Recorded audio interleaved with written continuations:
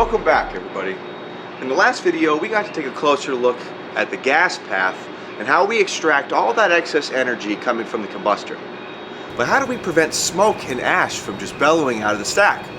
Well, in today's video, we're going to go into the individual systems utilized to control those emissions and maintain compliance with our air permit. Now, regulatory bodies dictate that we manage 4 major pollutants and maintain those within levels specified in the permit.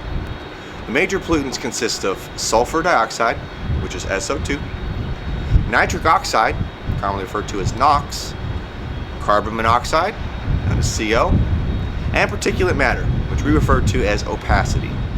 In order to properly manage the SO2 levels coming out of the stack, we actually inject limestone, granular type limestone. The silo you see over here is filled with it. What we do is we inject this limestone halfway through the gas path so that it disrupts the bonds of the SO2, breaking them down into 2 separate compounds that are a lot better for the environment. While sulfur dioxide can be easily managed with the introduction of limestone, nitric oxide requires more of a delicate touch. Anhydrous ammonia is the catalyst used to control NOx emissions. When the NH3 is introduced into the beginning stages of the backpass, where the environment supports above 1400 degrees Fahrenheit in particular, the injected ammonia is then able to disrupt the nitric oxide and disseminate it into 2 compounds that are widely known and healthy for the environment. And those are dinitrogen, N2, and water, H2O. Now, we manage the 3rd major pollutant in a little bit different way. Instead of injecting a separate media or gas, we maximize the efficiency of the burn taking place within the combustor to eliminate our CO levels. It's up to a qualified operator to review all the elements of this combustion, the primary air, secondary air, and fuel feed, in order to maximize that for the lowest emissions possible. The operator can choose to elect and push more air to secondary air, or vice versa, primary air being more of the lead, or it can speed up or slow down the fuel feed to make sure that it's got the best burn possible. Highly efficient burn produces very little CO levels. Now, at this point in the video, you're probably wondering, Jeremy, that's great, but what about the fly ash? How do you prevent plumes of smoke and fly ash from just escaping the stack at all times? The truth is, there's a couple different ways that sites can do it. Here at this facility, we use an electrostatic precipitator, or ESP.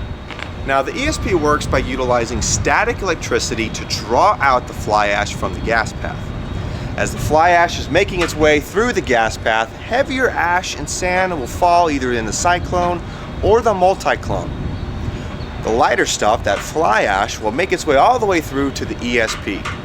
When the fly ash enters the ESP, it is then passing through a baffle which gives it a negative charge. Within the ESP, you will see 3 or 4 different silos. Those silos are filled with stainless steel plates hanging from top to bottom. The plates are provided with a positive charge. As the fly ash moves through, it attaches to the plates and collects there. Rafters, via the top of the ESP, will then bang on each of those plates, pushing that ash down into a collection hopper. Once in the hopper, it'll make its way through a screw conveyor system over to the fly ash silo, where it will ultimately be loaded onto trucks and transported off-site. We hope you learned a few things on how power plants can properly manage their stack emissions.